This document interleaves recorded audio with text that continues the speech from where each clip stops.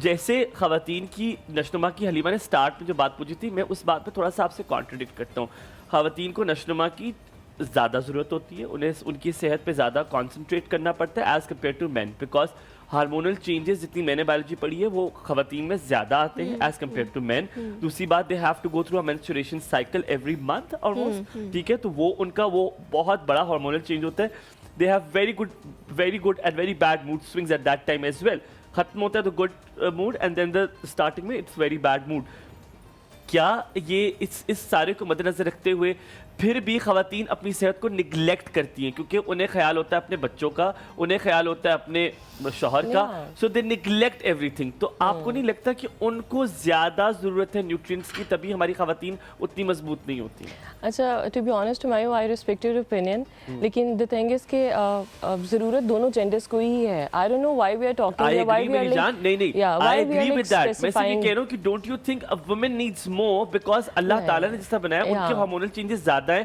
I don't have to go to a menstruation cycle, which is very painful for a woman. But you have to have hormonal shifts at times, okay? So it's equivalent to that phase. It's not like کہ ہم کہہ رہے ہیں کہ خواتین پہ ہی focus کریں.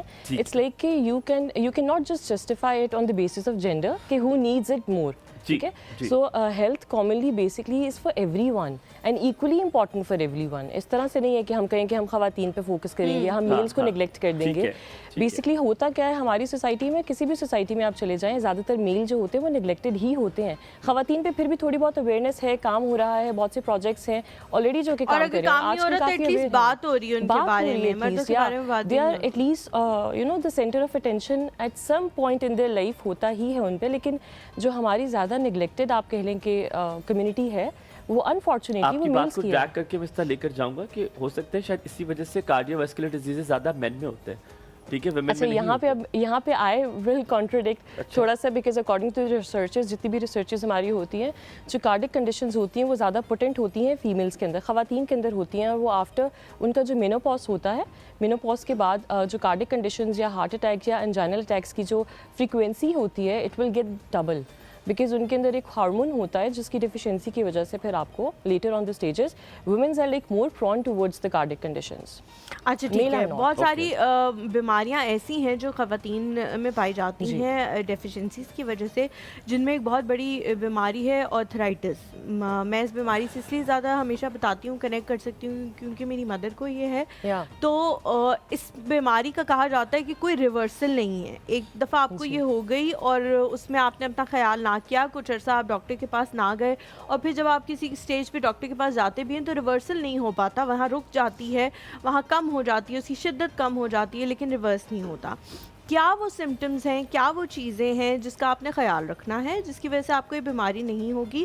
بہت سارے لوگوں کے دماغ میں یہ چیز آتی ہے کہ جی دودھ پئیں اور مطلب وائٹ ڈیری پروڈکٹس کھائیں تو آپ کو یہ شاید بیماری نہ ہو کیونکہ ہڈیوں کی بیماری ہے. لیکن اب یہ ریسرچز آئی ہیں کہ جی یہ اس کا دودھ پینے یا ڈیری پروڈکٹ سے کوئی تعلق نہیں ہے، یہ انہیریٹڈ ہے اور جس کو ہونی ہے اس کو ہونی ہے، چاہے وہ جتنا مرضی اپنا خیال رکھ لے.